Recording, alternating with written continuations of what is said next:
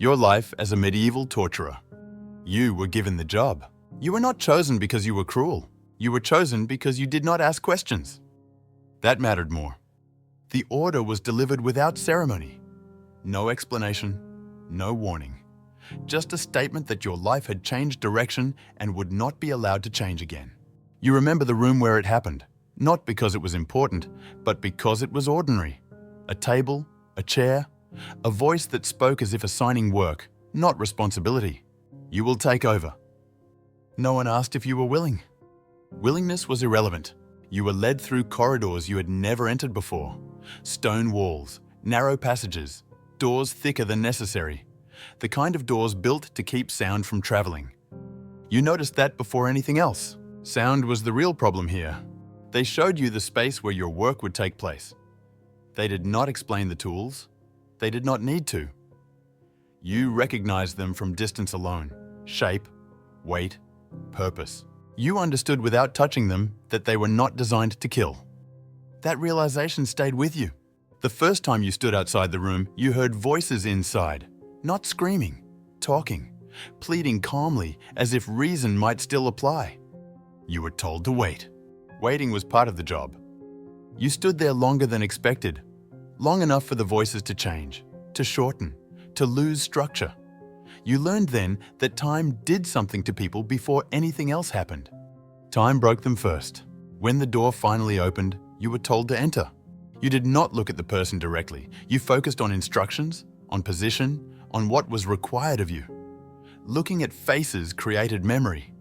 Memory created hesitation. Hesitation was dangerous. After it was over, no one spoke. The person was still alive. That was important. You were reminded of that. Alive meant the work had been done correctly. You were told to clean the room, slowly, thoroughly, as if cleanliness could erase what had occurred there, as if order could restore balance. It could not. That night, you didn't sleep, not because of guilt, but because your mind kept returning to the moment just before everything changed. The moment when the door was still closed, when nothing had happened yet. You realized then that this job was not about pain. It was about anticipation. People broke before you touched anything. They broke when they understood who you were, when they heard the door close behind them, when they realized that whatever happened next would not be negotiated. You were not there to extract truth. Truth was irrelevant. You were there to produce outcomes. The next day, people avoided your eyes.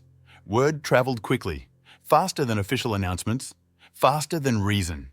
Your presence alone began to have effect. You noticed that prisoners became quieter when you passed.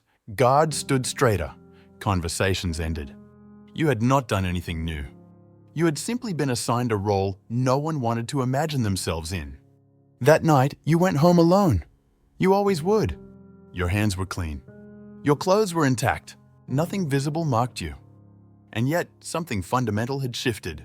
You understood this clearly. You had not been given power. You had been given separation. And once separated, there was no path back. You learned quickly that truth was a decoration, something spoken aloud after decisions had already been made. People believed you existed to uncover facts, to separate lies from honesty.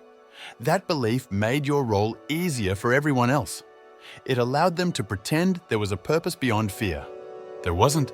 You were brought in after judgments were decided, not before. Your presence did not change outcomes, it confirmed them. Confessions were required not because they mattered, but because silence was unacceptable. Silence suggested resistance.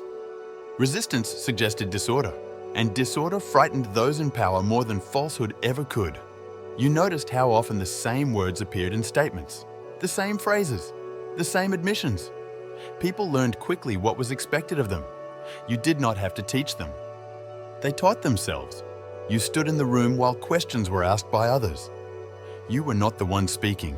You were the one standing close enough to be seen. That was enough. People looked at you more than they looked at the person questioning them. Their eyes tracked your movements, your breathing, your hands at rest. They watched for signs. Any sign. You gave them none. You learned to keep your face neutral, not cold, empty. Cold implied intention. Emptiness implied inevitability. Inevitability did more work than cruelty ever could. When someone finally spoke, it was rarely because they wanted to. It was because the waiting had become unbearable. Waiting stretched fear into something larger than pain. You saw this pattern repeat itself. Words spilled out too quickly. Confessions grew elaborate. Stories changed mid-sentence. Truth became flexible. Accuracy irrelevant. No one corrected them. Accuracy had never been the point. Afterward, you were asked whether you believed what had been said. You learned how to answer. Yes. Sometimes that was enough. Sometimes it wasn't. But belief was not measured by sincerity. It was measured by compliance. You noticed how easily people around you justified what happened, how often they spoke of necessity, of security, of order. You were included in those conversations now. Not as a person, as a function. You were invited to stand in places where decisions were made, not to speak, to be present. Presence added weight to discussions. Weight discouraged dissent. You became useful without doing anything at all. At night, you thought about the faces of those who had spoken, not their pain, their relief. Relief that something had finally happened. That uncertainty had ended. You realized then that fear did not always come from what was done. It came from not knowing when it would begin. You were not breaking people. You were finishing a process that started long before they entered the room. And that realization followed you everywhere. You noticed it in the way people stood when you entered a room. Not rigid, still, as if movement itself might attract your attention. Prison walls frightened people, chains frightened people, darkness frightened people. But none of it frightened them the way your presence did, because walls were predictable. You were not loud. You did not threaten. You did not display authority. You simply existed where others did not want to imagine themselves. That was enough. You walked past cells and heard breathing change. Faster, shallower. People stopped whispering when you approached. Not because you demanded silence, but because silence felt safer than words. Words could be remembered. Silence could not. You learned that many people broke before they ever reached the room. Before any door closed, before any order was spoken. They broke when they saw you waiting. Some confessed immediately, not to crimes, to anything. Names, associations, thoughts, half-formed ideas, anything that might satisfy whoever had sent for you. You were not offended by lies. Lies meant survival instinct was still functioning. Those who frightened you were the ones who said nothing, who looked at you without pleading, who did not rush to fill the space with words. They forced the waiting to stretch. Waiting was dangerous, not because of what would happen, but because of what it did to everyone else in the room. You felt eyes turned toward you then. Guards, officials, questioners. They waited for you to move, to signal, to resolve the tension they had created. You understood your role clearly. You were not there to act. You were there to end hesitation. You did this without raising your voice, without touching anything, sometimes without entering the room at all. A step closer, a pause, a look held slightly too long. That was often enough. You noticed how quickly your reputation traveled, faster than orders, faster than messengers, faster than reason. People knew your name before you learned theirs. They did not say it aloud. They said it to each other. You became something people used to frighten one another. A warning, a final possibility. Parents invoked you to silence children. Guards mentioned you to restore order. You had become a symbol. Symbols do not need to be present to have effect. At times, you wondered whether the work was still necessary. People confessed so quickly now. Fear had learned its shape. The system functioned smoothly. Smooth systems do not question themselves. You were invited to fewer sessions, not because you were no longer needed, but because your existence had already done the work. You stood nearby, within reach. That was sufficient. You realized then that the prison was no longer the center of fear. You were, and that realization did not bring power. It brought isolation. When the day ends, no one walks with you. Not guards, not officials, not those who gave the orders. They leave first. You remain behind just long enough for the rooms to return to silence. Silence settles slowly here, like dust. It fills spaces where voices used to be. It stays longer than anyone else. You clean what needs to be cleaned. Not because you care about order, but because disorder suggests something unfinished, and unfinished things come back. You make sure nothing looks disturbed. The work must leave no trace. When you finally step outside, the air feels different, lighter. But it does not reach you fully. You carry something with you that does not leave at the door.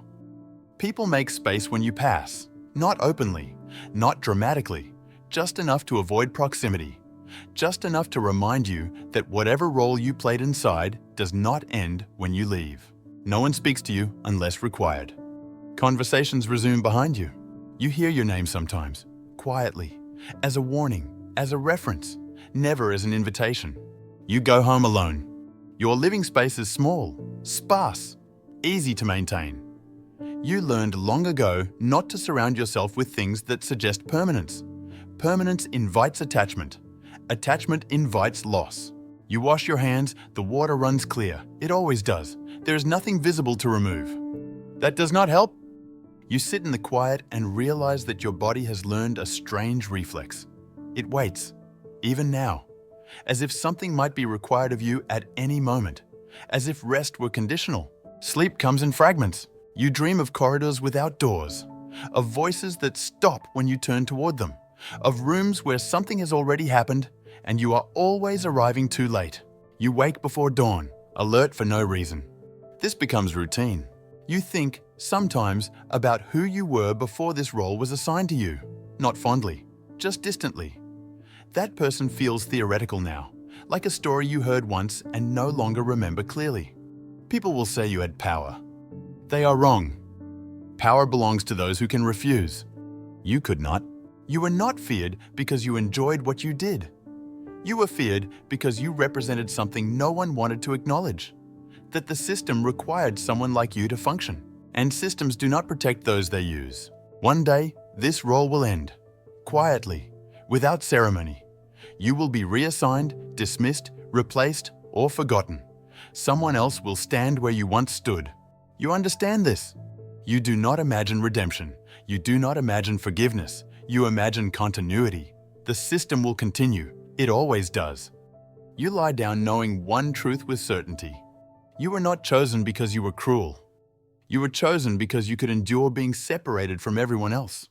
And that separation will follow you long after the work itself is finished.